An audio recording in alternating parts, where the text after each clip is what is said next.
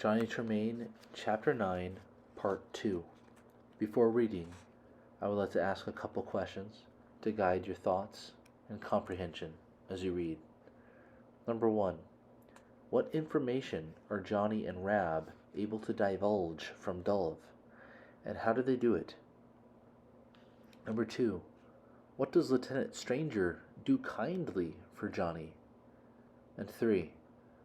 What puzzles Johnny about his relationship with Lieutenant Stranger?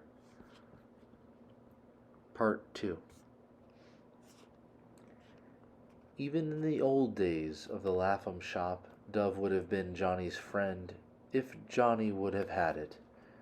The enmity between them was the younger and smarter boy's fault. As soon as Johnny began to cultivate Dove, he was surprised at the response. Dove had always been lonely, and he still was. The Yankee boys threw bad words and oyster shells at him because he worked for the British. The British horse boys badgered him. Lieutenant Stranger thought he was the stupidest, laziest pig he had ever met, and told him so at least once a day. Colonel Smith was not above knocking him down if his horses were ill cared for. But Johnny's feelings toward Dove had changed. Dove was garrulous, indolent, complaining, and boastful. But it hurt Johnny when the other boys bullied him and his masters beat him. He was like a man who owns a dull, mean dog. He may punish it himself, but resents it if anyone else punishes it. For better or worse, Dove was now his own private property. Once a day, twice a day, and sometimes 3 times in one day, Dove would sneak over to the observer's office. Here, for a few minutes, he would get away from the swearing and cuffing of his superiors and the malice of the grooms. By Rab and Johnny's standards, they were often rude to him. By his own, they treated him fine. At least he was allowed to slump into a chair, complain, boast, and eat. It was hard to watch Dove swilling their meager food, but the way to his heart seemed to be through his stomach. What they had, they shared with him. Although badly treated by the British and kindly by the 2 Yankee boys, Dove had become violently pro-British.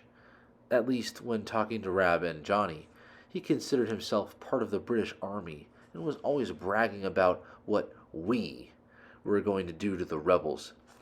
"Yup, we're going to march right out there," he was saying one day, "and we'll kill every rebel we meet, skin 'em, cut off their heads. And here in Boston, just as soon as old Gage gives the signal, we're going to string up every rebel, hundreds of 'em. Yup." Johnny yawned. He could not help it. The yawn may have irritated his guest. "Oh, they know all about you. You haven't been given any writing to do for them of late, have you?"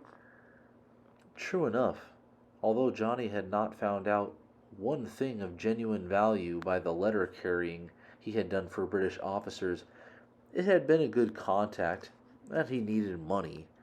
He had been sorry to find that he was no longer employed. It was I that warned him. I told him that Johnny Tremain was a rebel of the deepest double dye. So Dove had gone out of his way, had he, to be mean? "Oh, you! Blat, blat, blat. Talk, talk, talk. I know what's my duty to report and what's my duty to keep mum about. Take military secrets. I don't tell 'em." As soon as he had arrived, he had walked over to the cupboard where the boys kept their food and helped himself. As he talked, the crumbs came dribbling out of the corner of his loose mouth. "For instance," he went on, "you didn't know, did you, that the last December Lieutenant Stranger almost went on an expedition to Portsmouth?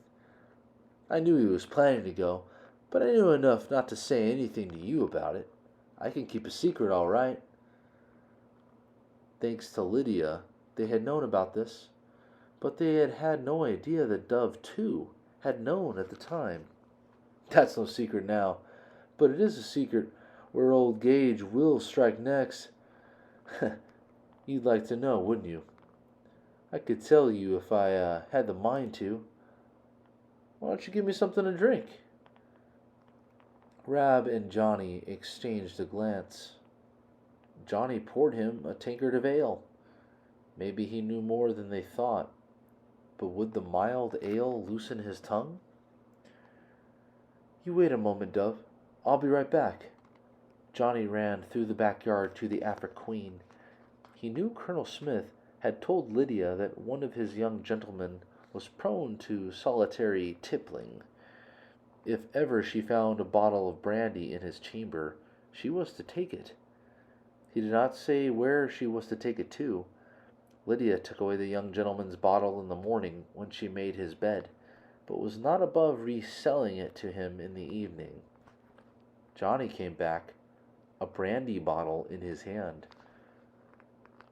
Now this, he promised, will pick up that flat ale something fine. He poured in so generous an amount that Dove's white lashes quivered with anticipation. You certainly are a good guy. My, that's great. That's the stuff. Well, as I was saying, here it is March. That's spring. Armies don't stay cooped up in springtime. They march out and fight. He hiccuped for the first time. Fight battles. And the battle we were going to fight? Fight the springtime?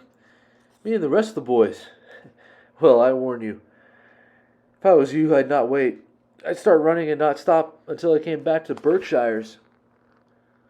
I don't believe they'll move the army all the way out to Berkshires. Who said anything about the army going to the Berkshires? There are no military stores there. And King's commanded old Grandma Gage to confiscate all rebel stores. His Majesty is real mad. Got his royal dander up. He thinks Gage is scared because he don't take action against the rebellion.